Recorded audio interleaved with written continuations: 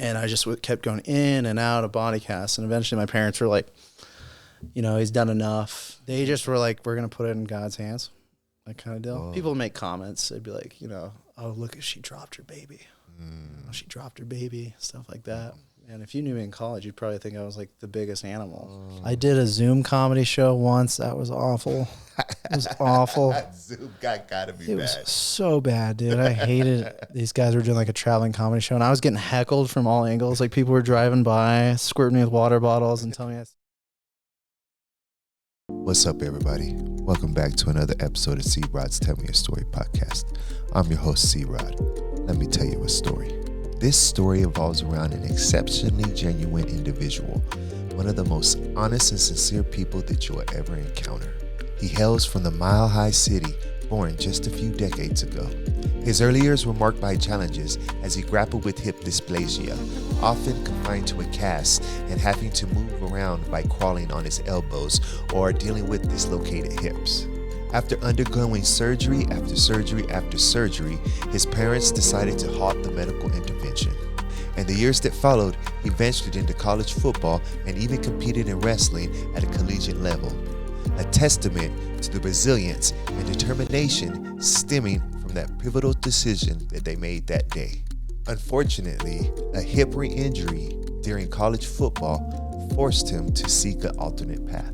He wasn't sure what to do because all he ever wanted to do was play college football when one night he stumbled onto an open mic. It was then that he resolved to channel all his efforts into a craft that I consider indispensable in today's world: comedy. In an era saturated with negativity and animosity, these people play a critical role in illuminating this darkness and bringing smiles to people's faces. With that being said, it's my great pleasure to bring you today's featured guest, comedian Gary Miller. All right, back at you with another episode of C-Rod's Tell Me a Story podcast. I'm your host, C-Rod, and I'm with my guest today, Gary John Miller. How's it going, brother? Good. How are you doing, man? Thanks for having me. I'm doing fantastic. So Gary is a comedian, and he brings laughter through the world. I hopefully, like, at least a small part of the world. I feel like, if you come across me, we're trying to have fun. That's it. Yeah. When we first started talking and I looked up your Instagram, no joke, I sit there and flipping through your reels for a while. Oh, appreciate it. Cracking up on them. Appreciate it, dude. I almost messaged you a couple of times, but I was like, I'll just talk to him when he comes. Oh, man. But so comedy is kind of a rough business, ain't it? I always hear different things. I feel like it's like anything, you get what you want out of it, Like, I think if you go into comedy and you're like, all right, I'm going to be like a superstar, and that doesn't happen, you know what I mean? If you're like, if you try to get to that point and then you're like, that doesn't happen, of course it's miserable. Or even if you're like, all right, everything's going to go well, there's not going to be any hiccups or any bumps or bruises. Life always has a way of just humbling you.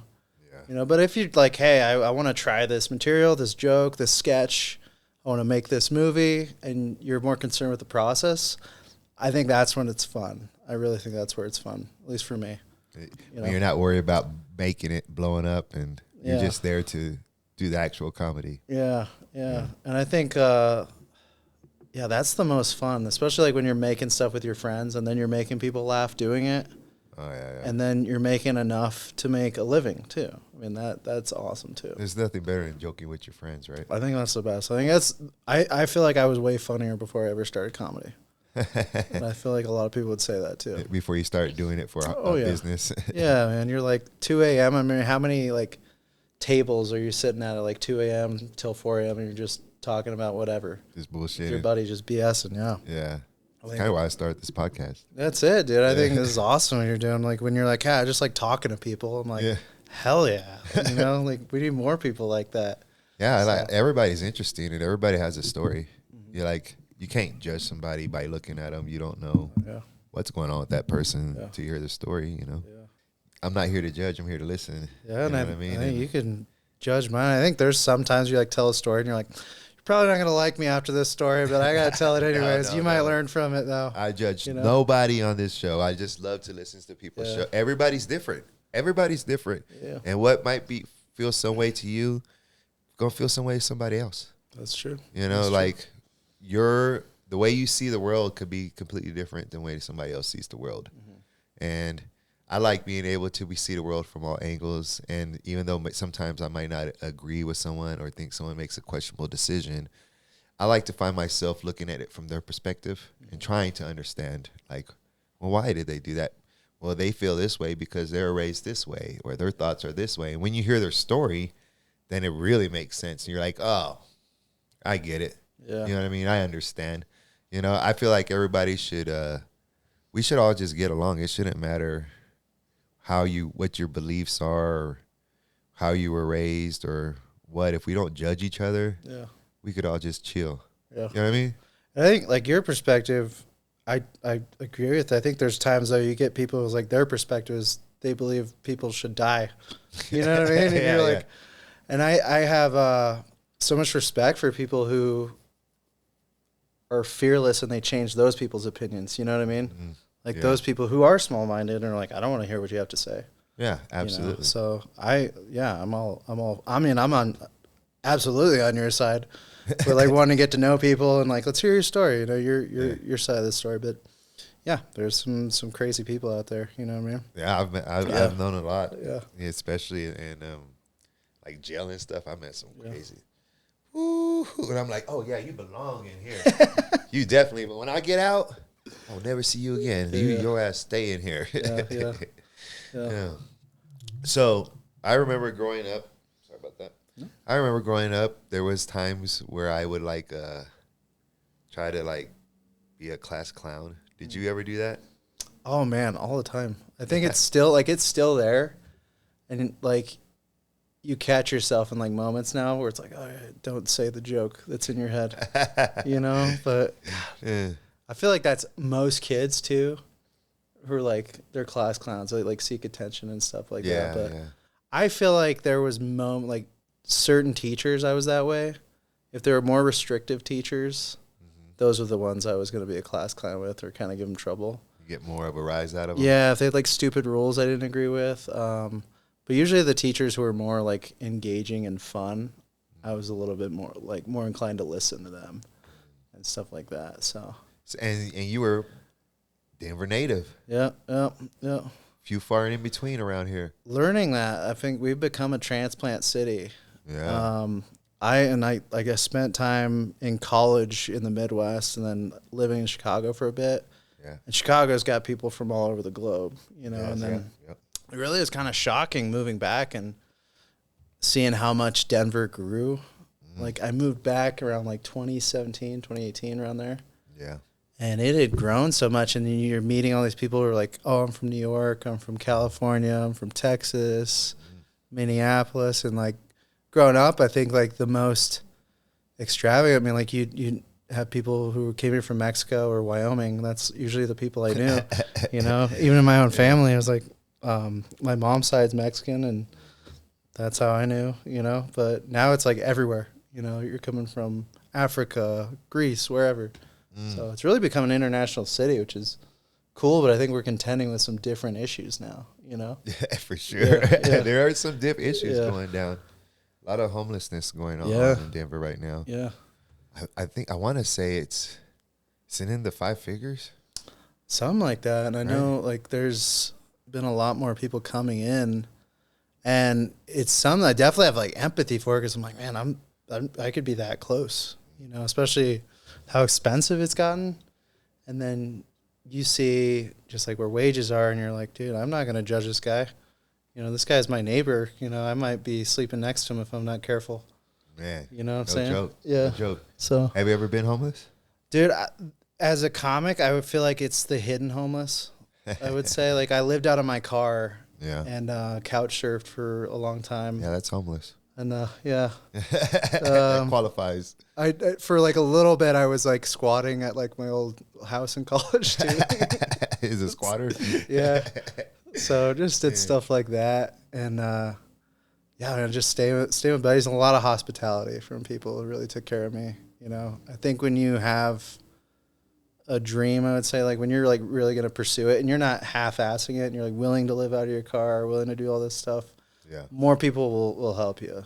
Yeah. I think it's like if you're on the side of the road, right, and you're like trying to help people, they're not gonna stop. But if you're pushing your car, you know, like they'll stop and help you out. That kind of deal. So Yeah, it's like you know, you talk about willing to sacrifice and whatnot.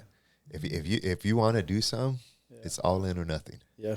It's all in. I don't care if you really want to dream big.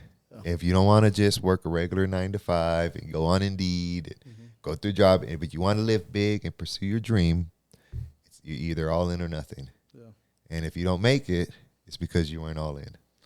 It's true. It's true. And there's no excuses. Yeah. It's just there's opportunities for learning, and there's a little bit of obstacles to get around. Yeah. But you got to stay focused on that stuff. So, did you grow up with both parents in the home? Yeah, dude.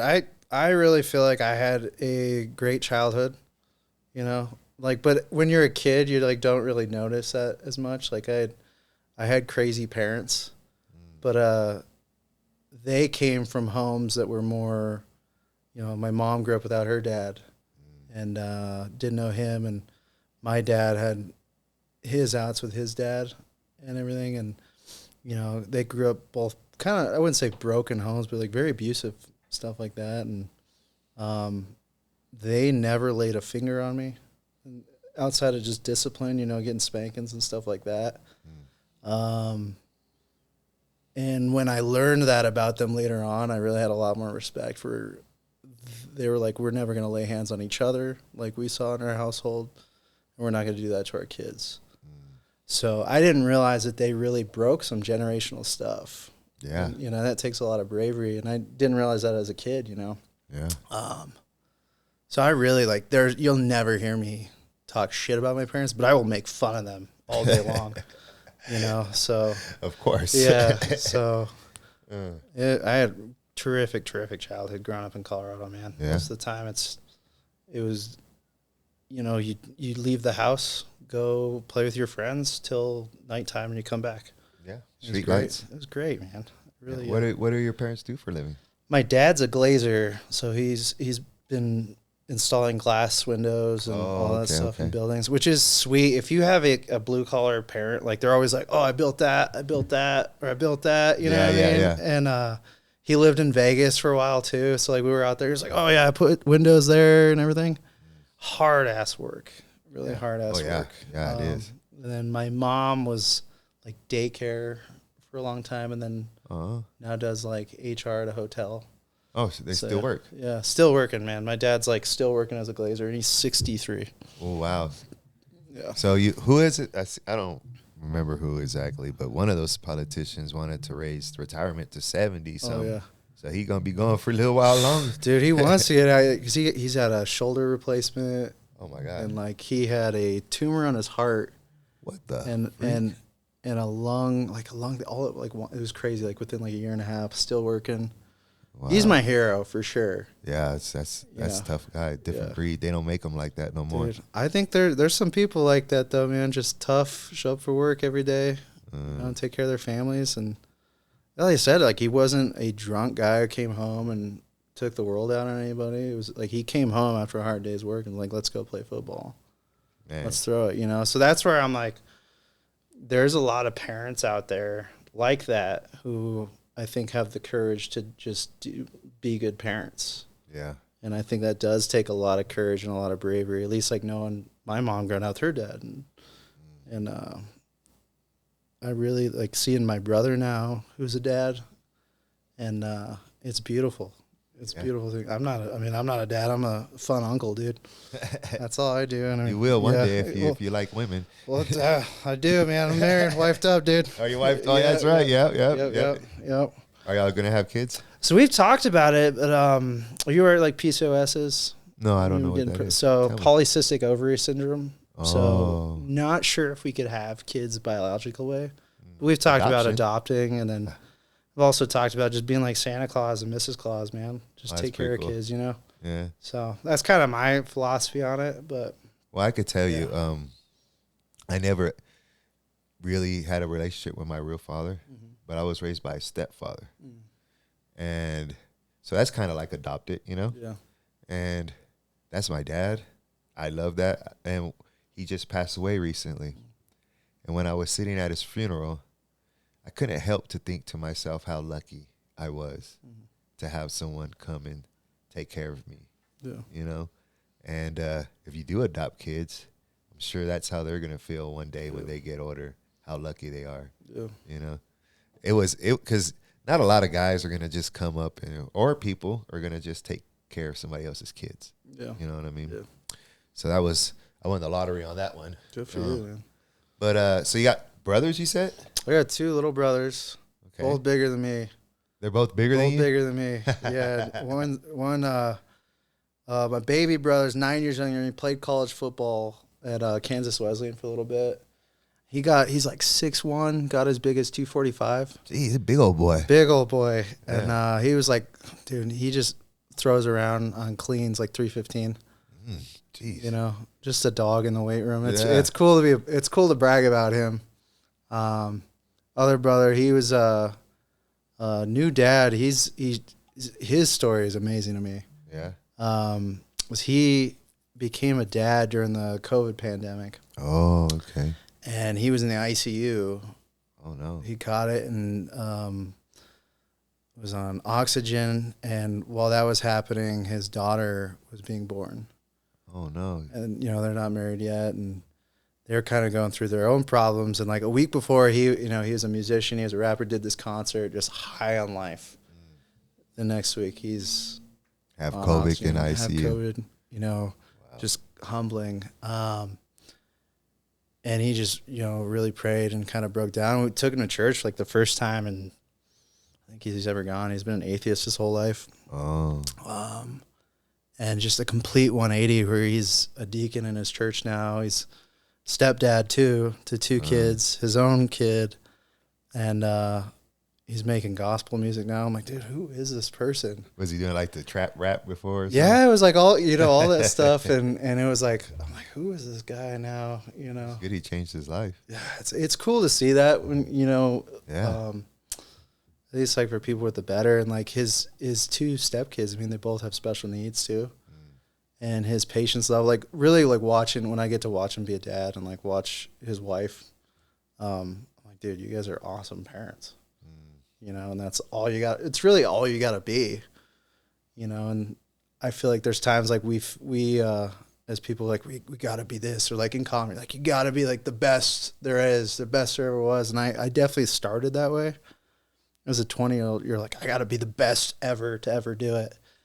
And now, I mean, I'm like, dude, whoever comes to my show or whoever's in my life, like we're going to enjoy it.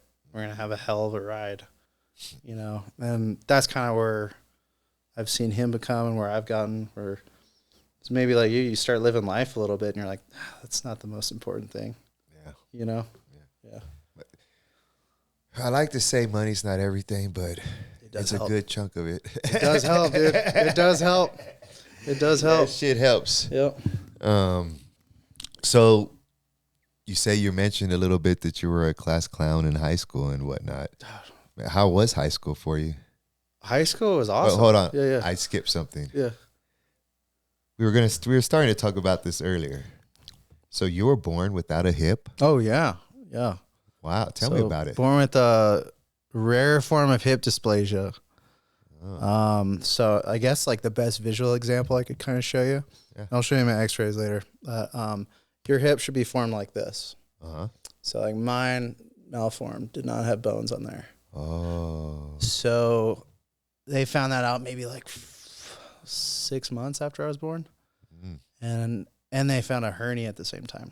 Oh, wow. So, and they were kind of playing with my legs. My dad was in the room and they were just like, yeah, check this out. And just dislocate my legs. Damn. And my dad, they're like, go ahead, try it. My dad's like, I'm not doing that. Why would I want to do that? So did that. And my parents were just like, well, we don't know what's going on. Normally you get put in a brace and it'll just set. It didn't set with me. So I had to have so many different surgeries, including cutting into my leg and taking the femur bone, cut it in half to set onto my hip bone to make a shelf. I get it. So the shelf didn't set. And I just kept going in and out of body casts. And eventually my parents were like, he's done enough. He's in so much pain. He's had to learn how to walk like 2 or 3 times. Wow. It just was something I think it was hard on my parents, Yeah, I bet. So I grew up without that, and then they just were like, we're going to put it in God's hands, that kind of deal. Whoa. Got out of it, and I really feel like my athletic career was started by the Mighty Morphin Power Rangers and Teenage Mutant Turtles, because I was like just copying moves in the living room. And my dad was like, I guess he's fine. If he's just doing kicks and Power stuff. Rangers and shit. Jumping off couches. And then like I had that, and like not even like a year after that I broke my leg. Oh no. So it was like, I got out of a cast and back into a cast. And my childhood just was like, it felt like it was normal. I just knew I had like a bunch of scars, and like my parents like always asking about my hip. Yeah. But I was like, it just felt fine. Yeah. And then I started playing football and wrestling when I was about 6 years old. Oh. And I played sports up until I was like 20 years old, into college. With the hip and everything. With the hip and everything. Wow. Yeah. They probably would, if they left you in that doctor shit, probably would have fucked you up. Dude, I don't know. It got to a point where like I never thought I thought it was just fine. Yeah. And it was something, you'd play football every year, and like I was fast. I was a really fast kid. I have like medals to prove it, which I'm like, nowadays I'm like, I'm slow as hell, I saved these medals. Yeah. Look, I'm like, look, it. it's proof, dude. It's like, back in the day like that. And you're like, listen, young bucks, like I used to be like you. That's kind of how it is. But, no, dude, it was definitely a journey. I mean, it was kind of funny looking back, I think, at my experiences playing football and like some of the toxic behavior you get from parents. And I was like, man, I was a cripple kid, like beating up on people.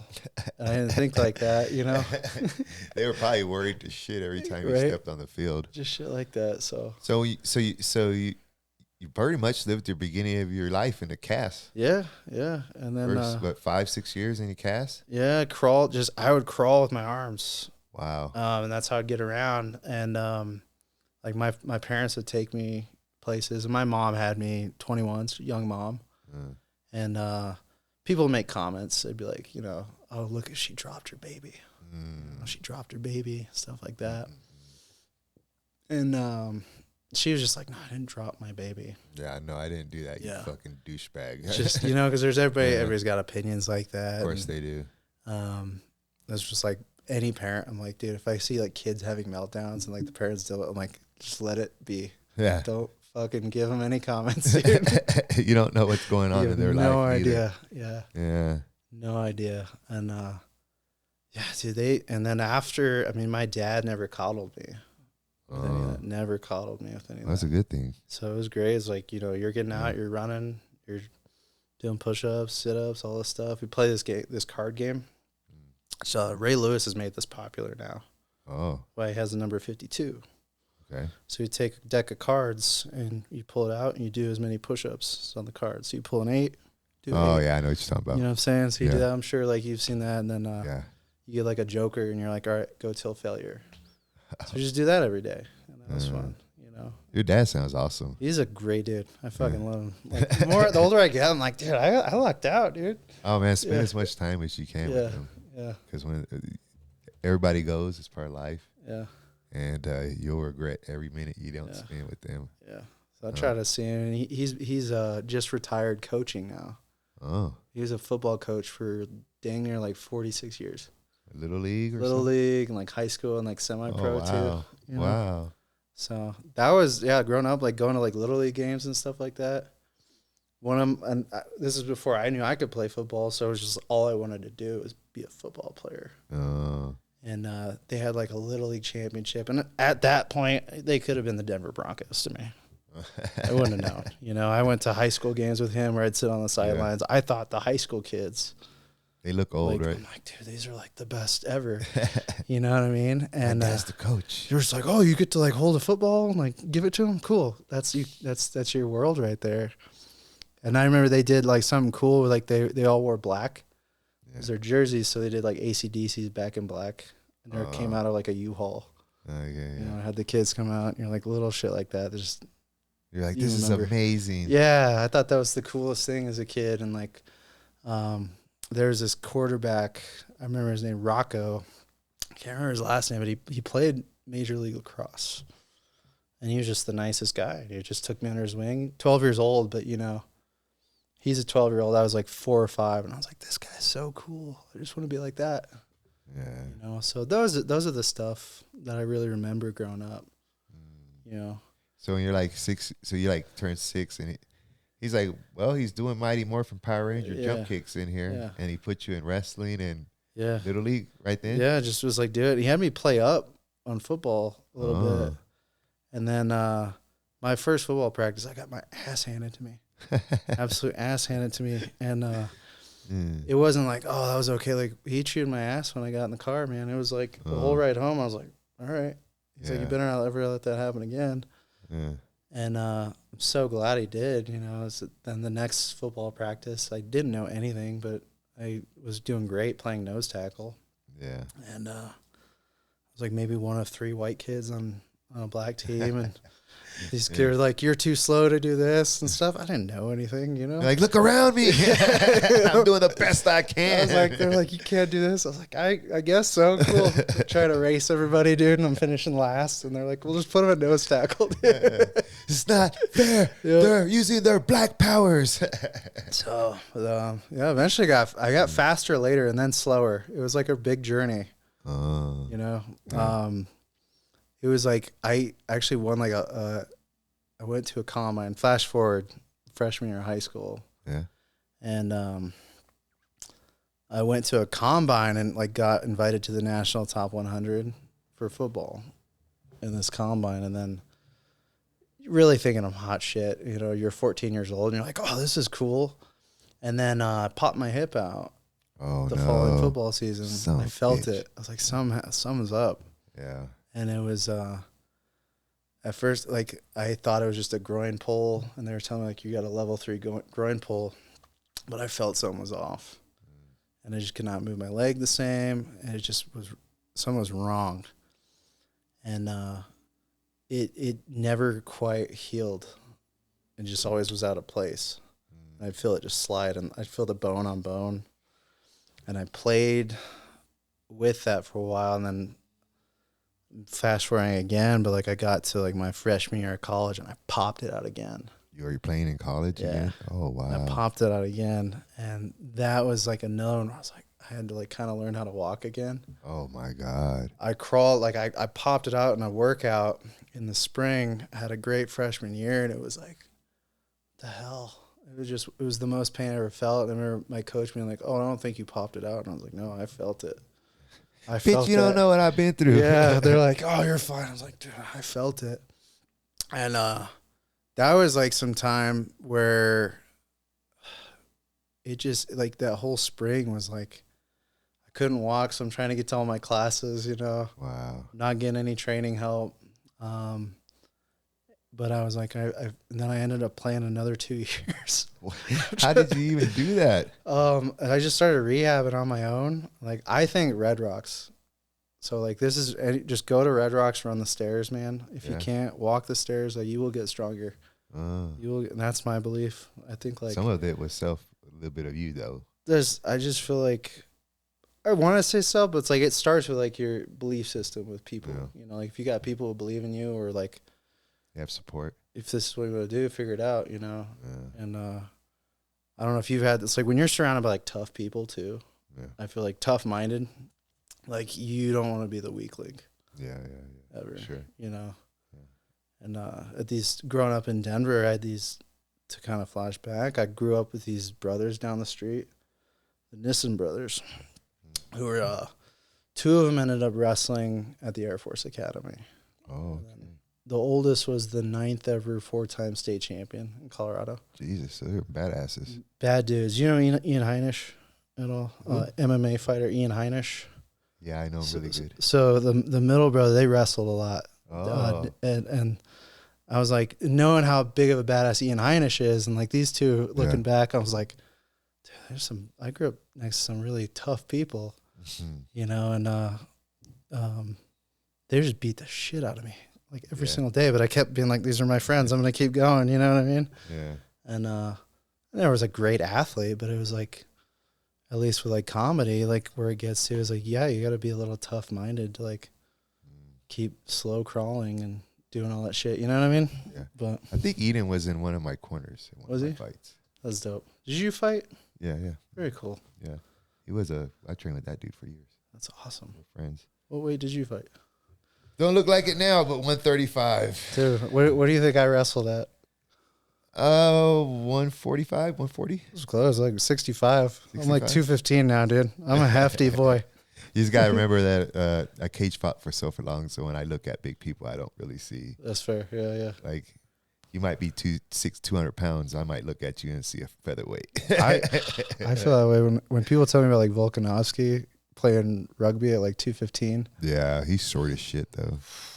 I don't know how tall he is exactly, but he's short. Yeah, he's really, really short. So I mean, we both got love for fighters. I mean, I think for sure. How could you not? I mean, it's one of the biggest inspirations, I think. Yeah, for sure. Start with Rocky. You know? I let my kids watch Rocky. I was telling him, I was like, y'all gotta watch it. Yeah. You never seen Rocky? Yeah. I was like, we better have a marathon up in here. There's 5 of them we're gonna watch. Yep. The box set, watching those VHSs like every day. Those same brothers just watching. We'd watch Rocky, and then the first MMA fight I ever got to go to was in Philadelphia, and we're like, we're gonna check out these statues and stuff like that, and I don't know, fighting's just one of those things. Like anybody who does it, like for me at least, like it's that man in the arena kind of deal. You know what I mean? Where like I respect anybody who's ever stepped foot in a cage. Tough. Yeah, it's tough. It's not like a street fight. No. Not like it's totally different. Yeah. I was one of those guys.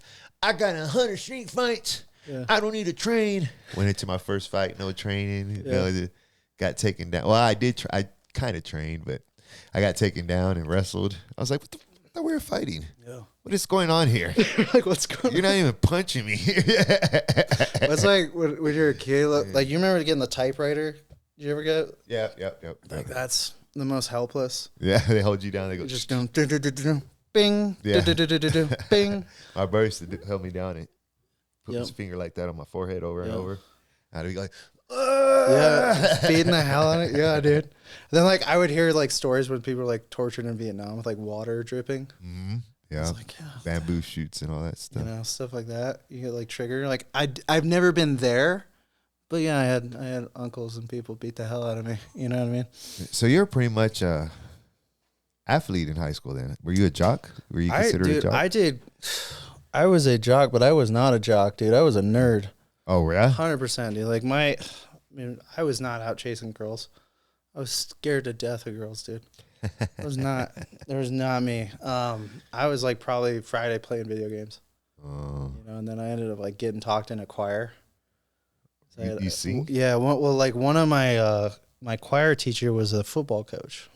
Oh, wow. And he goes, Miller, what are you doing in the fall? I'm like, I don't know. He's like, you're going to do choir. I was like, I can't sing, dude. I can't even read music. He's like, that's fine. We'll teach you. You know, like it was like a Marine recruiter or something like that, dude. Comes in. He's like, all right, sing these notes, plays a piano. I do like 30 seconds of like, la, and he's like, all right, you're in. I was like, all right, dude. Can you sing now? Did you learn how? To a certain degree. Like, I think I can, like, if I hear other people's, and I'll match the tune and stuff like that. You know? Like, I remember, like, weird stuff from the choir. Like what? Like, we were learning, like, Swahili songs. Like, a lot of gospel. Swahili? No. I remember this one. It was like, Viumbe vyote vya Mungu wetu. Oh. That's all I remember. What does that mean? No idea. No idea. No idea, man. You sounded like you knew it. I thought you were going to tell me what it meant. Like, yeah, so it translates roughly to, I don't know how to sing. That's what it means.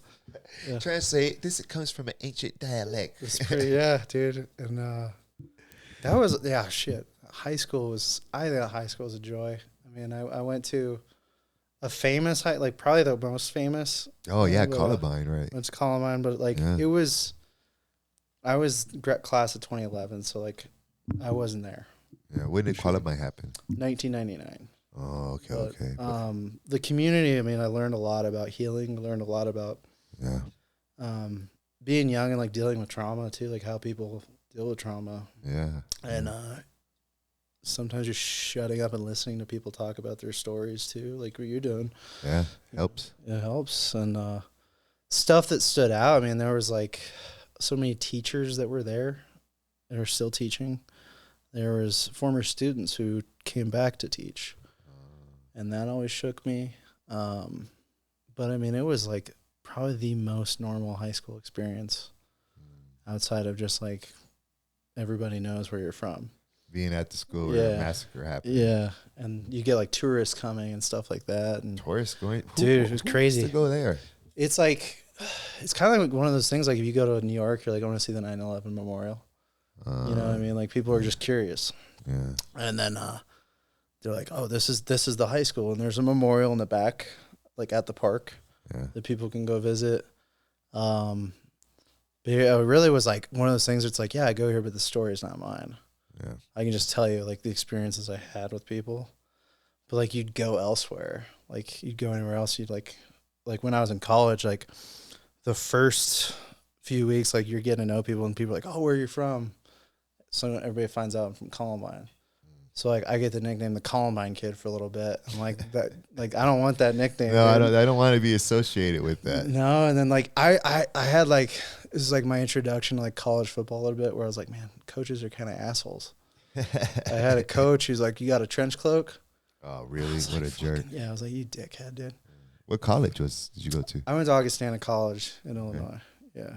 So I was like just south of Davenport, Iowa, right on the Mississippi River. Like not a place I would have ever wanted to go. I was trying to go to Hawaii. Oh, yeah. And not play football. Oh. I just wanted to surf. Just wanted to go to Hawaii. Yeah, I just wanted somewhere outside of Colorado. Yeah. And you know, like you're young, you're like, I just want to go somewhere else. Of course. Home always pulls you back, though. Oh, yeah. I think I heard like Bruce Springsteen say, he's like, I'm Mr. Runaway myself. He's like, but now I live 15 minutes away from my hometown. You know? Sometimes I miss some things I miss about living at home. Like I miss being like the old cheer song, everybody knows your name. Yeah. And then, but sometimes I don't miss where everybody knows. That's for sure. Like people are like, oh, we know you growing up. We've seen you shit your pants. You know, like this. Like you're not an authority on anything. You know, but dude, it was awesome. I mean, I sound him really like, yeah, I've had an awesome life. I mean, I don't ever want to sit here and just shit on my life. Yeah. Well, like, what's the most? Yeah. Tell us a good high school story, dude. Or teenage story. I mean, just when you're like getting drunk as a teenager, looking back at those, you know what I mean? I've been drunk as a teenager. Yes. Like, you always like look back and like, why did I tell my parents I was just sleeping here? And now I'm like outside in a cornfield, you know, or whatever, you know, passed out. How did I get in this cornfield? I think like that for me at least, like high school when I went like my freshman year was one when I first started like experimenting with stuff like, first like smoking weed was like with a coach. Wow. Smoked out of a pocket knife, you know, and then hit a bong. I had never smoked weed before, and they're just like, yeah, try it. And then it was like everything to excess at that early age. Like to the point where like you don't know how to like stop. You know, you're just like, we're just gonna go until we're drunk. Yeah. Too much. Had that habit like well into college too. Yeah. Oh wow. But I didn't drink a lot. But it was like when I did, it was like we're gonna go ham. And then you know, you're like hiding under the car from cops or something like that. You know, doing stuff like that. Yeah, I might have drank a little too much. Yeah, but I never got caught with anything. Nice. Never. And that was like a point of pride. I was like, but then at some point I was like, I don't know if I'm not getting caught. Like, is that a good thing too, or you eventually will get? It will get you, and then wasn't like drinking was always something that was like, it wasn't like endorsed. like, oh, you can do this. But my dad was like, it doesn't make you a man or anything like that. But I always just liked the way it made me feel. Yeah. Buzz on. It's fucking great. And then college was where it really, like, I turned it up. You drink a lot in college? Oh my God, yeah. So much. Like when my hip popped out, it was like pain management. Oh yeah, I bet. It was like, I was drinking all the time, like 24/7. I bet you were in pain 24/7. It was like, holy shit, this is what I should have been doing. I just need to drink a 40. Yeah. And we would do so we'd have like, for instance, with wrestling, we'd have our sprint laps, and you're doing sprint laps. And what that is you're just running, kind of skin the cat miles. You're like, all right, we're going to run a mile, but we're going to do a 400. And you're going to do another 400, and then you're going to do 200s, or like 4 200s and 5 400s or whatever like that. Yeah. And we're like, well, it's going to suck anyways. Let's do it drunk. Just do shit like that. Yeah, I don't know if I could do that drunk. I'd be throwing up all over the place. And we would just do it like that. And we're like, let's go do that. You go, and, and there'd be times like you'd practice. I was like, I would do it drinking. Wow. And that's when it's a problem. Yeah, it was like I didn't realize until I really thought about it. I stopped drinking my junior year because I was like, I'm a fucking alcoholic, dude. Yeah, and it's the Midwest. Without drinking, the Midwest. I talked to somebody recently about this. Like the Midwest drinking is like it's not like normal drinking. Like you drink, you get fucking drunk. People like to drink. Yeah, they get fucking drunk, and it's like, it just was like always like every day we're doing something, dorm storming and stuff like that. Like we got in trouble. I think I had like the most floor fines. Like I was a pretty good kid in high school, I would say for the most part. And then got to college and I was like, oh man, if you knew me in college, you'd probably think I was like the biggest animal, Start wilding out. Yeah, I was like, I mean, there was a tradition, this Christmas extravaganza tradition is what it was called. And what it would do is so it was a dry dorm, pretty much dry campus. And we'd sneak booze into our rooms all the time. Like we'd sneak a keg in through snuck a keg in. Jesus Christ. Just in the laundry. Just put like stuff over it. Oh yeah. And then each room for this Christmas extravaganza we decorated Christmas style. And every room made a drink. That's how much y'all had in so there? We made every single room. Like tons. And like 5 a.m. it started. So people would come over from all over the campus, older kids, everybody was coming. 5 a.m. we get started. So by the time breakfast came around, it was dry. We'd clean it out.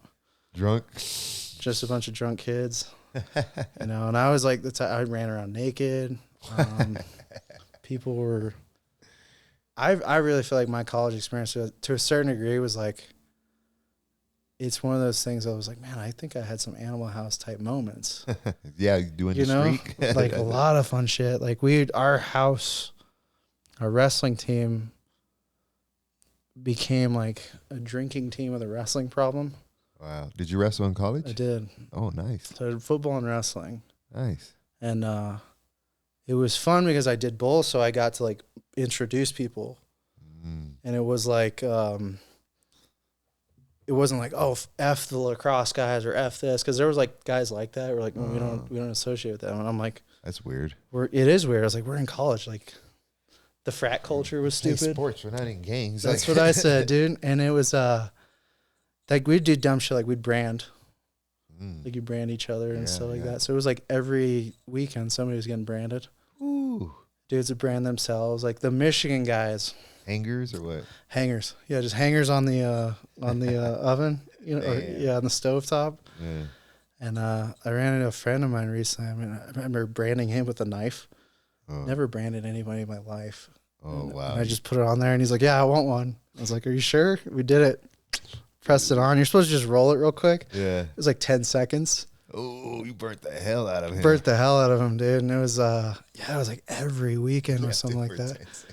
The best, and for me at least, it was funny hearing guys be like, dude, why do girls not come to our house? Because you're fucking branding. It's like it reeks like flesh, dude. It smells like ass in here. Yeah, it just smelled terrible, stuff like that. Absolutely smelled terrible. One of my friends had a big old brand when I was a kid. I remember looking at it and thinking, I want one of those. And then Oh, I yeah. seen somebody getting around. I was like, nah, I think I'm good on that. Yeah. He was going, it doesn't hurt. I was like, you're sweating, bro. Like, what you mean it don't hurt? It was like we came in on a Monday at a team meeting, and a dude had forks branded all over his arms. Oh my God. And he had to explain. He's like, "Listen, I just did too much LSD this weekend, And I I branded forks all over myself." And was he all blistered up? oh, dude, it was all blistered up. It was disgusting. It was like where it was like starting to get gangrene a little bit. Oh my Lord. I always feel like that age, like 18 to 22, like it doesn't matter if you're in college, you're just the dumbest you're ever gonna be. You're outside of your parents, like, and this is even people I knew who are in the military. They're just like, you do dumb shit. Yeah. Dumb shit. Because you're unsupervised for maybe the first time in your life. Yeah. And then you're accelerating that with the gasoline that is alcohol or whatever, stuff you're into. And thank God I'm not dead for a lot of stuff. Yeah. Thank God. So there's like, there's moments where I fucking look back and I'm like, dude, I drank like a fifth by myself. And then you're like, through the day, but you're like, that's not responsible.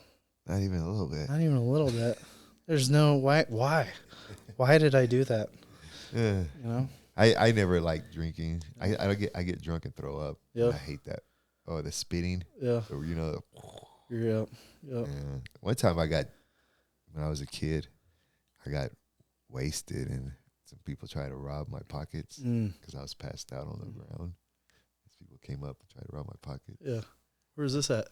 South Texas. South Texas? Yeah, and I remember grabbing my pockets and going, "Get the fuck away from me." Jesus, dude. They were saying, "You need to let me hold your money. Give me your money." I was like, nope. Get the fuck up. Get the fuck away from me. Get the hell away from me. I'm sober up. Instant sober. I really feel like if you're sleeping outside too, like that is, I've been like, you risk it. Yeah. It's like I woke up one time, like I was in New York. I woke up to a bunch of Asian tourists taking my picture. They never seen a homeless person. I feel like they were like, "What is?" And I was like, "Dude, I just had a backpack and sweats on." So I was taking a nap. I was just napping, dude. And they're all taking pictures of me. There was maybe like 12 of them. Look, homeless man, homeless white man, like a homeless American. Like I'm sure I'm on like somebody's like tour. Yeah. They're like, "Oh, this is what we saw in New York, dude. Can you believe?" You're on their counter, their desk. This is my New York tour. Like shit like that. I was gonna tell you earlier about being homeless. When I was homeless a lot growing up, and I can remember the worst thing about being homeless is the walking. The damn walking, because no one wants you around. No one wants you around, and you don't have a home to go to, and you don't. Your friends can only go so much, Yeah. So you're just walking. You're like you find somewhere, and maybe you get ran off, and you're just walking and walking. And that's what I just remember the most about being homeless. Just with getting up, and I used to like, I hate to say it, but I like break into cars. Yeah. And I never stole nothing. Yeah. I would just sleep in them. And I could remember, like, I would get up in the morning, and I would get out the car, and I'd just walk. Yeah. Walk.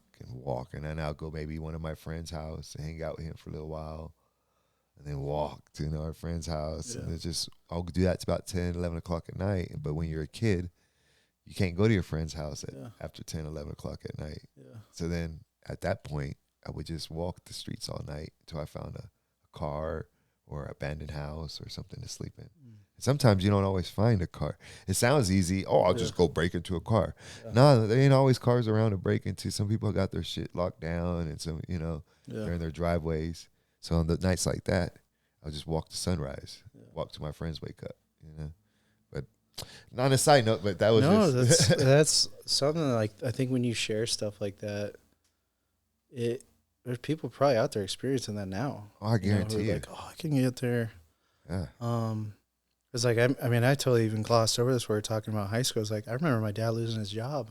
Oh no. And then we had the house foreclosed on, and oh my God. But like, it was at least like, but I was like, dude, I never went hungry. My dad, like, we went to the food bank. I remember going to that. I remember really like, but this is why I was like, man, I had the greatest parents in the world. Cause like I never, and I'm not trying to compare, but I was like, I didn't have to experience that. Yeah. For me, it was like, okay, I just was on like free and reduced lunch at school, Yeah. you know, and I was like, that Just was changed your lunch, it right? just changed my lunch, and it was like, you know, I just didn't go do stuff with my friends. That was it. It wasn't like my whole world was ripped from me. It's because they did a good job. Yeah. They did So, a great job. and I was like, God willing, that never happens to me. But it's like, I mean, I've lost my job. Like 2022, I got laid off. But it wasn't like I didn't have this moment like, oh shit. It was just like, yeah, it is what it is. Yeah. But I try to put myself in his shoes back then because I was like one of the few times I saw my dad cry. I He bet. got laid off. Oh, I bet. It's a lot of stress. And it just was like, fuck, what are we going to do? Yeah. And there was a moment like in college when we got lucky. The house we're living in now is a 100-year-old home that was hand built by my great-great-grandpa or something like that. Oh. My great-grandma had died maybe a few years prior and like willed it to my mom and stuff. And we got our house foreclosed and we're like, and I'm a freshman in college going back for the summer. And I'm going, shit, what are we going to do? You know? And it was like, thank God we had that home. They were like, you move in. We cleared it out in West Denver and moved into that house. But it was like, I do remember telling a girlfriend when I sat down at this lunch table and she's like, you know, how are you doing? I was like, not good. I think our house got foreclosed. I might be homeless. Yeah. And she just goes, way to make it awkward. You know, it's like, you don't get to share shit like Really? that with you. Yeah. But it's like, and dumb, you know, we broke up for obvious reasons. Good. Yeah. You know? But I think like stuff like what you shared, you don't get to share that with a lot of people. And sometimes people feel like, oh, why are you bringing it down? Why are you doing this? You know? Yeah. But it went with the topic. It's like, dude, this is life. It happens sometimes. Life. Yeah. Oh, shit. I've been homeless. I've had 10 jobs at once. I've worked literally. So people see me, they say, oh, he has this big house and he got nice cars and he got, you know. But like I always didn't have that shit. Mm-hmm. That's why I remember earlier I told you when you go for something, it's all in or nothing. Yeah. You got to, I'm telling you, people talk shit about America, but it's the only place that if you go all in, I'm not saying you're going to be a millionaire, but if you go all in, you're going to be successful. What is success? If you have a roof over your head, money in your pocket, and your family is fed, you're successful. Yeah. You're successful. If you're making $100,000 a year, you're the top. You're in the top. Yeah. You know what I mean? That's success. Yeah. So that's just the way. Well, I look at that shit, you know. I'm with you, dude. Just like this podcast, you know. Yeah. I send out 100 messages a day looking for guests and shit. Yeah. Just all in or nothing. That's why when I'm able to share everybody's story, and like, it doesn't really matter to me who you are. I don't give a shit if you're 100,000 followers or 2 followers. Yeah. Because you might have a hell of a story to share. Dude, I think the people I've met with some of these least amount of followers, I met some really cool people. Yeah. Who, social media, I do feel social media is a skill set. It is. You know, like, and I do that for work and stuff, but. You do. A lot, like what I try to do with that, even that is like, how do I help people get seen who need to be seen and stuff, you know? There are people out there. And I think like if you're a storyteller, I feel like a lot of times like with comedy is like, I'm the least interesting person in the room, but I just observe who's interesting. I see who's interesting. And I think with a lot of sketch comedy and stuff, I look at it this way. It's like you have normal people in a crazy situation, or you have a crazy person in a normal situation. And you can kind of look at that angle. And my wife, for example, I'm like, dude, people are always like, what's it like being married to a better athlete than you? I'm like, it's awesome. Like, she's way cooler than me. She played D1 soccer and was a pro rugby player. Oh, wow. Played on the Hong Kong national team. I'm like, that's my wife.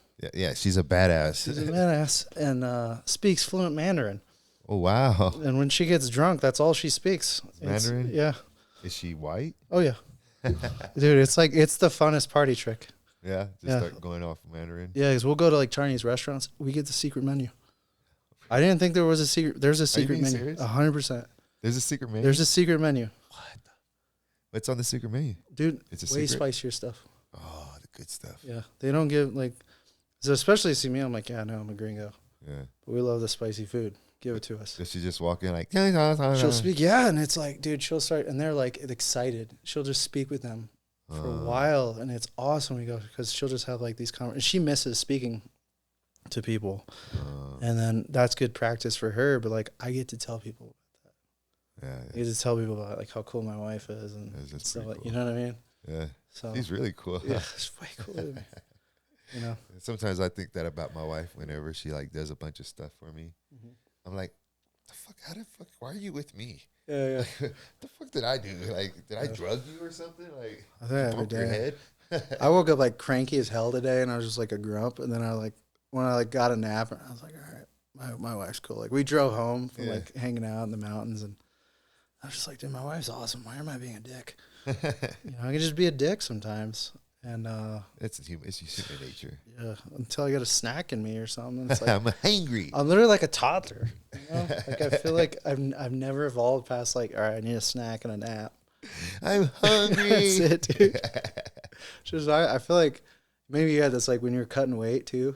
Oh fuck Cutting yeah. weight, you're the most miserable dick Yeah, fuck. on earth. The most miserable dick. Whenever I used to be like on weigh-ins, Yeah. I'd wake my wife order food. Mm-hmm. I'd be like, "You hungry?" She'd be like, "No." I'd be like, "Yes."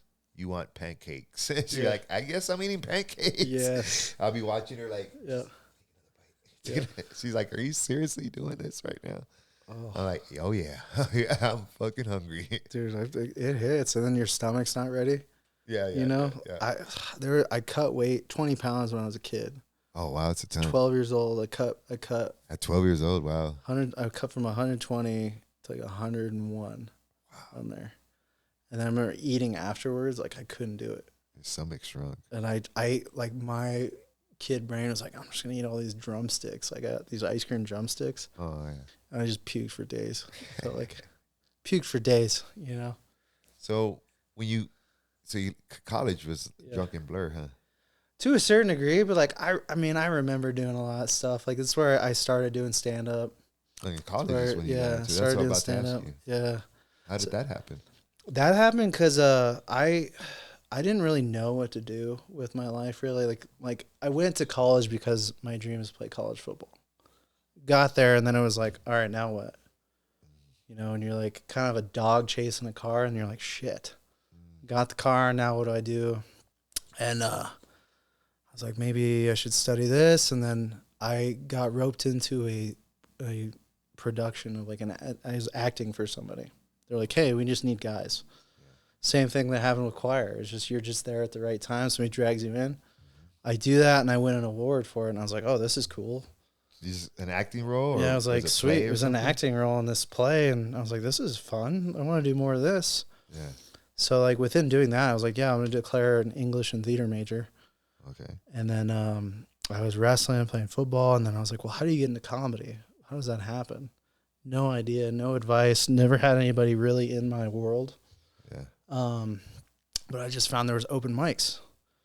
So I'd go to do open mics at bars. And then there was a competition that happened at the end of the year. It was like last comic standing. So I was like, yeah, I'll just sign up for that. And I won it. I got $300 for 7 minutes of work. Oh. And as a college kid, you're like, what? That's it? Yeah. I had been working as a snowplow driver and my life had been like get up for wrestling. When there's snow in the Midwest, I go plow it. That was my job. And then I was like, oh, sweet. There's just other work. Besides this, I can like tell jokes and make money. I just got paid $300 for 7 minutes. Yeah, blew my. That broke it. Sorry, people at home. They won't know. We're gonna edit it out. Oh, my bad, brother. Maybe I'll just leave that in there. Should do that. This is comedy. That was intentional. That was meant to be. We did it on purpose. That's called slapstick. You guys can search that up. You know, that's what that is. That's some Charlie Chaplin stuff. So So you just go around, start doing some open mics, and then you win a competition, $300, and then you're hooked. Yeah. I was hooked, dude. And I was like, I want to do this. I tried out for like the improv team. Yeah. And didn't make it. And then I made it the next year. But I was like, fuck, okay, how do I get good at this? Yeah. And I just started doing it all the time. Yeah. And then when I was there, it was like I stopped drinking because I was like, well, let's focus on this. This is a new. Yeah, well, that's awesome. And I just stopped drinking, and I would just do open mics all the time, and I perform every single weekend. I was like, we're gonna perform every single weekend, and anytime I can open for somebody who's coming, I was doing it, and I bombed like crazy opening for some people sometimes. But it was odd. Like I would bomb, and then I do great. You know, so like you'd always be like, okay. What's it like bombing? Bombing, dude, it feels like gotta be horrible. It's horrible. It's like you know whenever you just like say like something to somebody, it just falls flat, and you're like, shit, I gotta sit in this awkwardness. That's what it's like, and you know, room full of people, and like you think you're hot shit because you know you're like whatever, you know, and especially like when I was young, it would kind of break me for a little bit because I was like, oh shit, dude, I'm like, what went wrong, you know, and you're kind of searching for that. Tell us a story. I opened for this guy, Johnny LaQuasto, and I was 21. I just won like my second competition. Oh, all right. And then the previous week I had opened for another comic and did really well. So you got the big head. So I'm like, yeah, big head, you know. And then we're doing it in like the cafeteria too. Okay. It's like no one's even really paying attention, right? But you don't know that. You're just like, oh shit, they're here for this comedy show. I need to like make them laugh. Yeah. I did like 5 minutes of silence. Nothing. Not one laugh. Not one laugh. Just stares. And then I'm not getting it, and I start getting I forget the joke. I forgot the joke? I forgot the joke. Oh, God. Sitting there like, and it's like this, dude.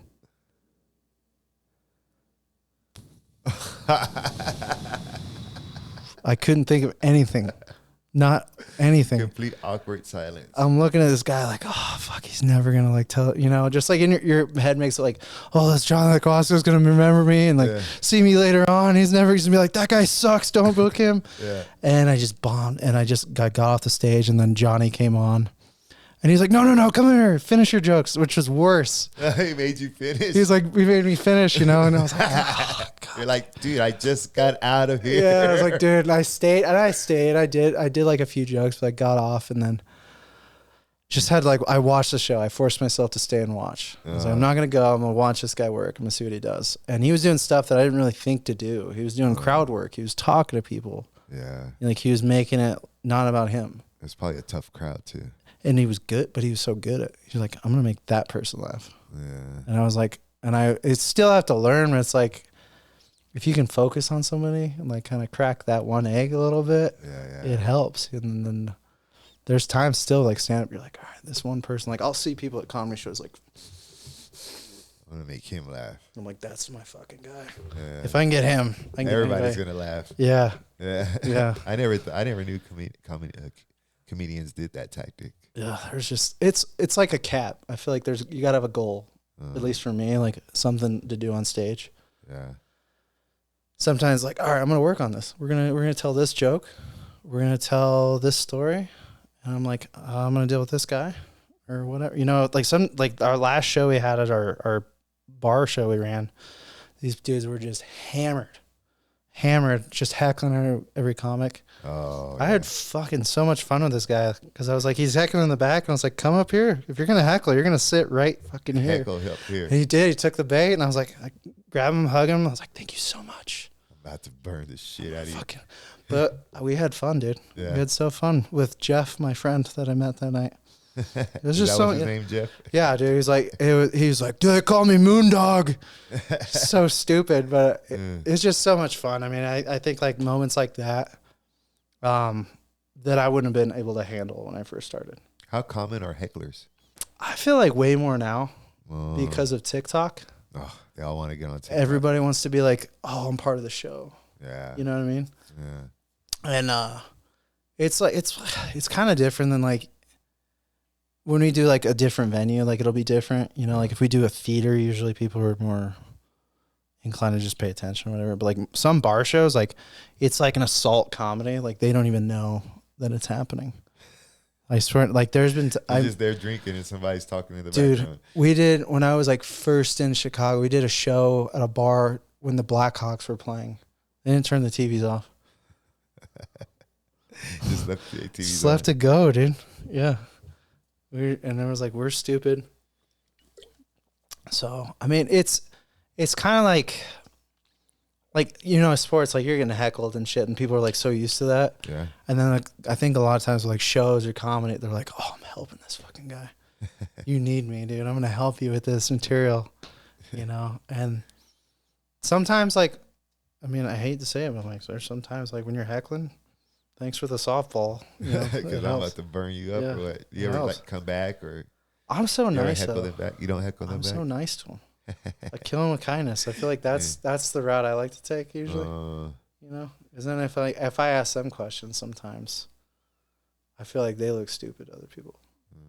Like the logic of drunk people. Yeah. 'Cause I've been one. I've been a drunk person. You have zero logic. I'm about to just destroy you. Stupid, dude. You know, what kind of places have you performed? Have you ever performed like where the crowd's maybe all gangsters or something? Oh yeah, dude. Oh yeah, have you? I think what I loved about starting in Chicago, like I would go on the South Side a lot more and perform there. But like, I think there's other people like who are from like Texas and stuff like that who like perform predominantly like Mexican crowds or like Denver. I mean, I like there's sometimes we get the hipster crowd, sometimes you get the cowboy crowd. But like being on the South Side in Chicago is some of my favorite shows. So I was like, oh, I'm the white boy here. This is fun, dude. And they're either going to think I'm stupid or not, but I'm having fun here, dude. And I have a blast doing that. Yeah. What is a crowd? So you say you walk out and then you see the crowd. Mm-hmm. Describe a crowd that you're like, fuck. Like, what do you see? You know what I mean? Like, what are the adjectives that describe that crowd that you would look for that you would think, oh, this is going to be a hard crowd? A bunch of people with arms crossed or? I think like, like if you're like, look at body language a little bit. Yeah. But I would feel like, let's put it this way.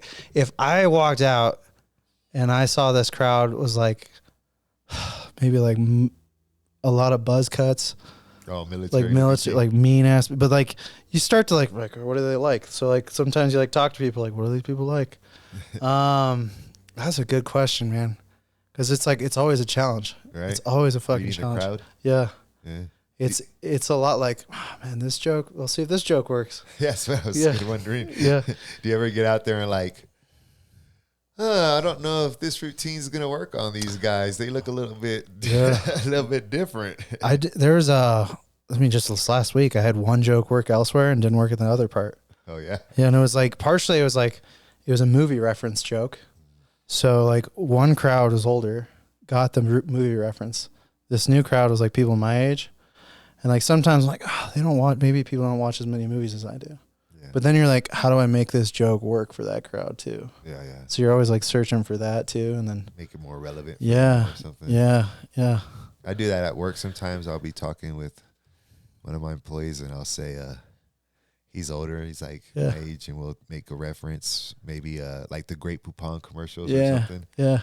And the young kids will be like, "What the hell is that?" Yeah. I'm like, God, I'm so old. Like, do you have any Great Poupon? Yeah. Do you remember?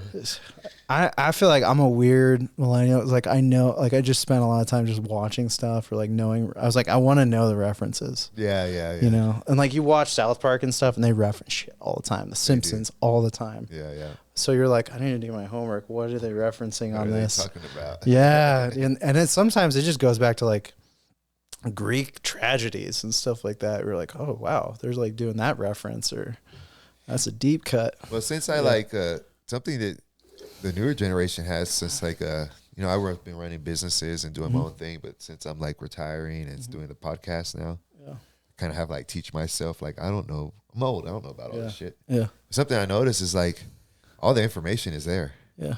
Like if you want to do something, it's all fucking there. Yeah. Just type in, say you want to start a cupcake store. How do I type a cupcake store? Boom, 10-step direction, cupcake store. I was like, Jesus. So like when I went to start the podcast, I was like, how do I do this? Yeah. How do I start? Boom, there it is. How to get it. And I was like, well, damn, that was fucking easy. Like, Yeah. If you like Dana White says it all the time. If you have a little bit of savage in you nowadays, you can go a long way. Yeah. Because the paths are there. I can remember being in high school, and so I didn't go to high school, but I had a you know what a truancy officer is? Mm-hmm. So the truancy officer, I was working at Pizza Hut, Yeah. and the truancy officer came over and was like, hey, you need to go back to school, this and that. And I was like, yo, I'm working. You know, I ain't got time for this shit. And then he was like, well, we got this thing called the internet. And on the internet, we're going to get computers in our school. I grew up in a really poor school. Yeah. And he was like, computers are around, but not for our school. They're going to give us computers. And we're going to have this internet thing. And I was like, what the hell's the internet? Get that out of here. I was like, y'all can't get no computers. This shit's too expensive.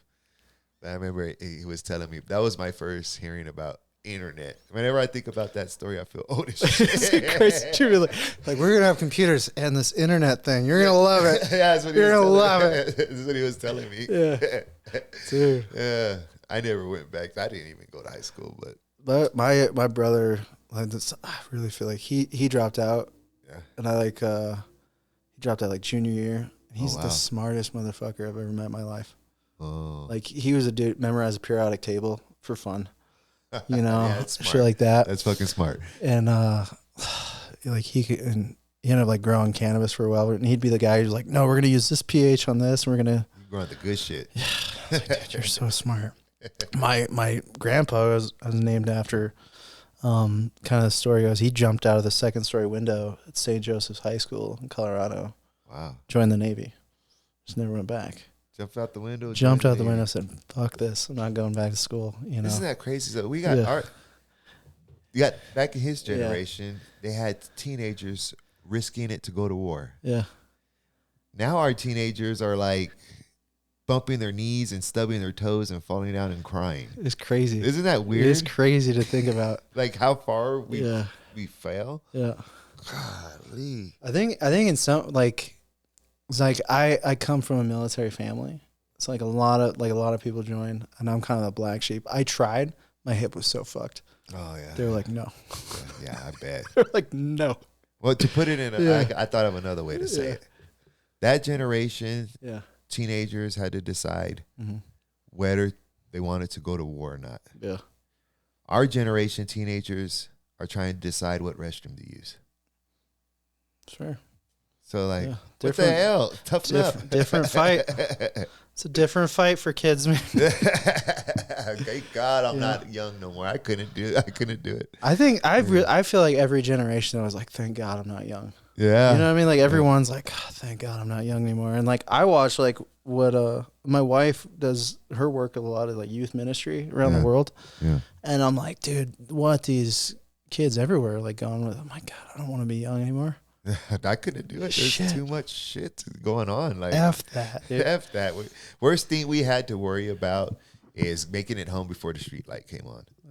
You know, what the hell? Like nowadays they got all YouTube and I think you definitely get caught. I find myself getting caught in like, especially in like the internet. You know what I mean? Where it's like there's so much stuff, and like, do you remember a few years back with like the dark web kind of getting, and you're like. I'm like, I thought I was good at the internet, and then I'm like, there's a dark web. Like people are just buying people, and I felt stupid. I was like, dude, I don't fucking know that was a thing. You know what I mean? Yeah. It's scary, and I feel like that's where like my kind of old brain comes in. I'm like, dude, like what are these kids doing on the internet? Who are you talking to? You know? Yeah, I'm always watching my kids. I watch the shit. I make them watch, like if I see a documentary or something about a kid who gets kidnapped or something. I'm like, because I have all daughters. Yeah. So I'd be like, come down here, watch this. They'll be like, I don't want to. It's going to be scary. I'm like, damn right it is. Sit down. It's like some kidnapper kidnaps kids and stuff. Was that big when you were in school as far as like anti-kidnapping stuff? Fuck no. Because I feel like it started to be with like hell no. God, America's Most Wanted, I think, was like that guy because his son was I think it was like Adam's Law is what they instituted. Where like you have the Amber Alerts and everything. Yeah. I know what you're talking about. Yeah. So like it was always like, was it Brian Walsh? I think so. Something Walsh. Adam Walsh. Adam was something like that. Yeah. And like my parents even like, what's your code word? Like you have a code word with your parents. Like if somebody comes, they don't know the code word. You're not going with them. So let me tell you about my generation. Yeah. They used to have a commercial that came out at, I think it was 6 o'clock, maybe 8 o'clock. It would say, "Green, it's 8 o'clock. Do you know where your children are?" Oh yeah. They didn't even watch us. They didn't even know. They used to have commercials. They'd be like, "Oh shit, where are my kids? Yeah, where are my kids?" Shit. They didn't watch us. Now it's just a different world. Yeah. You know what I mean? It's a way different world. We used to run the damn streets. Yeah. We didn't sit and play video games all day. We didn't have them. Yeah. There was one person on the block had a Nintendo. Like it was like we ran bikes from town. I remember one time we rode bikes like 5 miles. Me and my brother and one of our friends we grew up with, like maybe 5-10 miles, and we went to this Burger King, and I was like, "Man, I gotta take a shit." So like, "Yeah, go ahead." And I went there to take a shit, and they left me there. Dicks. I was like, I don't know, maybe 8 years old. I remember coming out with my bike and like 10 miles away from my house. I was like, where the fuck, how do I get home, you know? Jesus. But I just took off right. Nobody mess with you. It's a different time. Nowadays, I don't even let my kids, I'm just as bad as a problem. Yeah. I'd be terrified somebody kidnap my kid and do some stuff like you said, but it's just a different generation. You know what I mean? Oh, 100%. I think there's just, new fears all the time. Yeah, you know what I mean? Like, I'm sure like people like my grandparents, they didn't grow up with like nuclear war. Like in schools, we're like hide under a desk. You know what I mean? Yeah. It's just this bomb's not gonna see me under here. You know, they did have those drills. Yeah, just shit like that, like lockdowns now and stuff like that. Yeah. Which I think like the school shooting stuff. It's like you're so prepared for it. You know, I think like as a kid, I was like, well, you know, like third grader, I'm like, oh, I'm gonna be like John McClane when this happens. Just go up into the vents and kill these attackers. I'm just gonna get out of here so easy. Yeah, it's gonna be so. I'm gonna mock them on the radios. Stupid. You know, but like in your head, you're like, what'll happen if this goes down? You know? I'm gonna get the fuck out of here. I'm gonna jump out of a window or some shit. Yeah, I was like, dude, I'm stupid kid. You know? So as you were you doing comedy during COVID? Kind of. I did. Some people were finding more shows were like doing them in like parking lots and stuff like that. Oh. I did a Zoom comedy show once. That was awful. It was awful. Zoom gotta be bad. It was so bad, dude. I hated it. It was the worst. Tell us about it. We're just like, just do jokes like against a wall. That's the same experience you would get. Yeah, you're just like, what am I doing? And then like you're getting no responses, or it's like delayed, and you're like, what am I doing? That was like just an existential. I was like, am I a comic? What am I anymore? You know, that was like the pandemic experience. And then like I did a truck show, like I did out of the back of a truck at like Wash Park, and these guys were doing like a traveling comedy show, and I was getting heckled from all angles. Like people were driving by, squirting me with water bottles and telling me I was like, this is great, dude. This is fun, you know. That shit. We did some sketch stuff, but then like a lot of it was just like, man, I'm gonna figure out what the hell. I just spent a lot of time outside. Yeah. You know, it was awesome, and then played the shit out of Call of Duty. Oh, I bet. Yeah. You know, so it was like I didn't played games for years, and then got Call of Duty, and I was coaching wrestling, and that was how we were gonna hang with our kids and stuff like that, and we were playing that with them. And then the coolest thing I will say I did during the pandemic was outside. I mean, I met my wife, so that was cool. Met my wife, got engaged, but did a Lifetime movie. You did? For Lifetime docuseries. Nice. And it was kind of a bucket list where I was like, fuck it, I got nothing else going on. Where I was like, I get to play a dead body on this? That sounds awesome. Is that what you did? Dude, I was a dead body. And it was just like this case for like Jodi Arias. You're talking about the TV network, Lifetime, the Women Channel. Yeah. Okay. So I was like all the reenactments during this like documentary. So I was like playing the guy, and then I was getting murdered. It was awesome. I filmed a sex scene, but like it was so during the they filmed it separately. Yeah. So they're like, all right, you're gonna act like she's on top of you. You're gonna be doing it, like. And then they added her in. And then she shot hers, and like we're both just like, what the fuck? This is so So this weird. ruins the whole Yeah. benefits of making movies. Was like, this is not why I got into acting for sex scenes, you know. But yeah, dude, that was so much fun. And then like, what was kind of blew my mind about it because they were trying to figure out if this girl who killed this guy had an accomplice. And like one of the deciding factors was like, how did she get rid of the body? And so like she was the same size as this girl. I'm the same size as this guy. She tries to pull me, can't do it. And then they have another person who's like, help. Easily done. Easily done it. Sounds like she totally, like, if this doesn't prove it, like, it should. It's based on true, right? Yeah. So they were trying to figure out, like, did she have help? Yes, she did. And I was like, yeah, obviously. Obviously, I'm the fucking actor. Yeah, I was like, you're dude. basically reacting the whole thing. Yeah. So I think that was such a cool experience. I was down in Texas, and how'd you get that gig? dude, I will say this: anybody who wants to book gigs, it's like what you're doing. Just submit, keep submitting, and then anytime anybody's like, "How do you get this work?" I'm like, I just submit to like 50 things a week, if at least. That's how you And gotta like do it. one, I'll get one maybe. Yeah, That's maybe it. get one. Yeah. Yeah, but eventually though, Yeah. it'll snowball, and then they'll start submitting to you. And that's where like I'll get stuff. We're like, oh, we're going to audition for this film. And sometimes I don't book, but it's like nice to have those opportunities. Yeah, you know, opportunities is great. Or like I'll submit. I like the coolest thing is like I've gotten these writing opportunities for people, and I'm more proud of that than any acting thing because it's like, oh, you respect the writing, but like even if you don't get it, you're like, man, I'm at this. People are respecting my thoughts. Yeah, and that's fun. That's a lot of fun, and that's some like 10 years ago. I'm like, couldn't imagine being there, or even like having a small part in a Netflix film, or even like we did a film in Colorado that's on Tubi and all this distribution. Nice. And you're like, for me at least, it's like it's not about how big. It's just like we fucking did that. We put it out there. Yeah. You know, and made some albums for streaming that we did during the pandemic too. And we're making more albums, like comedy albums, and made web series, all kinds of shit that we're like, dude, all it takes is just doing it. Yeah, having an idea and pursuing it. Just fucking do it. Yeah. You know, and that's the biggest thing I think with creative is just create your own work. Create your own damn work. That's been like my ethos since day one. And if you create your own work, I mean, it's like you own 100% of it. Yeah. Find a way to learn how to sell it too. Yeah. That's another tough thing. You've been doing this for a while now, though, right? So I was crazy to think. I was like, man, I've done this for 10 years, but like, I feel like it's been like those first few years, you're like, you don't know what you're doing. Yeah. At all. Yeah, it's like fighting. Yeah. Yeah, you're like, I don't know what I'm doing. But then you look back, you're like, oh shit, I did a film, I did a commercial. Just because you're saying yes to everything. Yeah, yeah. You know what I mean?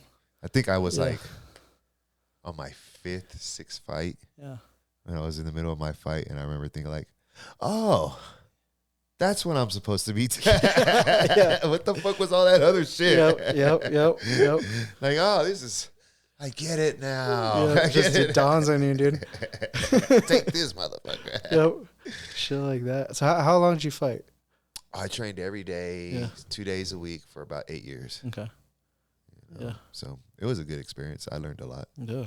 I just started too late. If I would have started younger, probably would have fought UFC. Like all my friends they're all the UFC. All the people that I started fighting with, they're on the UFC. But I was like, I didn't take my first fight till I was like 34. So I started. I had a choice. It was take a sure money thing or take a risk thing, which, you know, now I sit back and I'm like, fuck, I should have fought. But, you know, at the time, you know, I have children, I have family, mortgage, and I'm like, I'm going to take the money. You know what I mean? So that's why I quit fighting. Because when you run businesses, when you fight, it's a full-time job. You know, it's not, it's like I told you, all in or nothing. You can't like you can't run businesses and be fully committed into running businesses and making that grow and then be a fighter as well. Like there was one time I had a fight, I had to cancel it because my manager quit. You know, I couldn't even go to my fight. So like, what do I do? Do I go to this fight that's only going to pay me maybe $500, or do I go run my business that's paying me millions of dollars? Yeah. So that was a couple of things that happened to me. But yeah, so I remember I watched one of you are pretty, I did watch, was it improv? you do some improv or some skits? Yeah. Where Oh you, yeah, some sketch stuff. Yeah. Yeah. You are pretty good at that. I did see one where you're the single man calling the son for dinner. Oh, okay. Thanks, Yeah, dude. yeah, it was funny to me because it wasn't like you were being like super extreme or like kicking a bunch of punchlines. Yeah. But just it was like the way you were was cracking me up. I don't know how to explain it. Like appreciate I don't it. know if it was realistic. Maybe that's what it was. Oh yeah. Like it was slice of life. Yeah, it was like a little bit like I could see somebody actually doing that. Yeah. You know, it wasn't like you're like, hey, you know, big Yeah. old punchline. You're just like, There are some comics who are like, I mean, there's so many different types of comedy, but we refer to comedy. It's usually like comedy. We don't think about it. But like music, there's punk rock, there's rap, there's hip hop. You know, there's alternative. yeah, So much stuff, and like comedy, for me is like there's so many different ways to slice it. yeah, And yeah, like a lot of that stuff, I'm like, oh, let's try this angle. And I think there's some comics, even like Denver comics, who like are that punchline. yeah. You can just zing it, boom, boom, boom, Yeah. boom, boom. And I admire what they do. Like I really do admire what a lot of comics. But I'm like, that's not me. Now can't it's do more, it. it's Yeah. more than that. Though. I was like, I can't do that. Yeah, that's not Oh, me. I had me fucking laughing my ass off. I was appreciate like, it. why am I laughing at this? I appreciate it. I appreciate it. You don't even know why you're laughing. It's funny. You're just funny. Appreciate it. So- Appreciate it. You got a show Friday, right? Yeah, we do every third Friday right now with Chaos Bloom Theater. Okay. The Dads. So it's a sketch comedy group. We started in 2019. So like we were very, very fortunate to be doing it at this club. Yeah. And then we've been doing the Mirage Sports Bar. And that one has just been like, we just trying to figure that out. Doing a bar. We're doing a bar show every, once a month. And we've just been having fun with that. And we've had a lot of great comics. So we're like, hey, check these guys out. Yeah. There's some local talent that I really think people should check out and see, that maybe isn't on your TV, I think y'all should make like I'm gonna give you a premise for a movie. Here it comes. Yeah. Don't keep this episode. Cause y'all have the image. Y'all do all look like that. Right? Y'all should make like some kind of movie where y'all are all middle-aged. Oh, yeah, it's coming. Unemployed dads. It's coming, bro. I'm telling you. Is It's it coming. really? Yeah, it's coming. Yeah. I would have so watched that. It's fucking coming, bro. I would so watch that. It's so much fun to work with those guys. Is like it? these are like I've known a few of them since I was a senior and they were freshmen. Oh, Like wow. I did a film with, and it was just like we were all doing separate stuff, and I just hit them out. I was like, guys, let's get together and do some stuff together. And Yeah. it's so much easier. Like as a stand-up, like you're writing by yourself, Yeah. and the audience is like the audience is your writing partner. Yeah. Because you're like, I need to tell you're gonna give me feedback. Yeah. If you're making your friends laugh and stuff, and you're like, man, that feels really good, Yeah. and then you put that shit out and you build. We did an hour-and-a-half show in the summer, and it was easy. Was it? It was easy. It's because we were all just able to write this out, and you do 10 minutes a week from 4 different people. It adds up, Yeah. So. So third week of every month. Yep. Third Friday. Yep. What's your Instagram? Gary Miller Creative. Gary Miller Creative. Yeah. Check my boy out. Yeah. So what I do at the end of these interviews Yeah. is I ask a question. Okay. Some people go real deep into it. Some people have a simple. But my question for you is, what's your message to the world? If we took you back and you looked back on your life, Yeah. because I know a lot about you now, man. Yeah. I know all about you. Right? But if you look back on your life and you gathered all the information and all the stuff, events, and you wrote and then you're on a spotlight on the stage and you had to process that information and give a message, what would it be? I think I was thinking of this last week. It's not necessarily a message to the world, but like what's kind of kept me grounded. Yeah, anything like that. Be curious. I think be curious. It'll lead you to places. I think it'll lead you to a lot of learning. And I think empathy and patience for yourself and other people. Just be curious. Yeah. That's a good one. Yeah. That's a serious one. Other one. Impressive. Don't shit your pants either. That's another one. That's always good advice. Yeah. Try your best. Don't trust a fart. That's what they always said to me. Well, here's the if you feel pressure, if you have to push, then it might be a shark. There it is, dude. You shouldn't have to push. Yes, sir. No, that's a really good one. So. It was nice talking to you, man. Yeah, thank you for having me, man. This has been fun. No, I really appreciate you coming in and talking to me, and you're a real genuine guy. I appreciate it. Likewise, dude. Yeah, I think I could see people really following you and adapting to you. I appreciate it. I like genuine people. You know what I mean? Some people aren't as genuine. Some people want to say what maybe they think you want to hear, and I'd rather hear the truth about you. Yeah. So I appreciate that. Thank you. Make sure you follow my man at Gary Miller Creative on Instagram and Facebook. Yeah. And YouTube. Yeah. And it's all Gary Miller Creative. Yeah, just try to keep it simple. Dude, when I first, my first handle was Feed My Fat Wife when I was my first Twitter. Could you imagine that now? I don't know if that would work. That wouldn't work. You'd be banned and shit. So yeah, that's at Gary Miller Creative. Plus your rugby wife would kick your ass. Oh, she would kick the shit out of me, for sure. Make sure y'all follow my man. Again, I should have said this at the beginning, but I always like talking to people that I freaking forget. 94% of the people who watch our videos aren't subscribed. You know that? You gotta subscribe. 94%. They got to. That means only 6% of them are subscribed. And shames. And this, so that's like for every 1,000 views we have like 4 or 5 people that are actually subscribed. So make sure you hit the subscribe button. That's all I'm gonna ask you to do. Make sure, I lied. Make sure you go and follow my man here.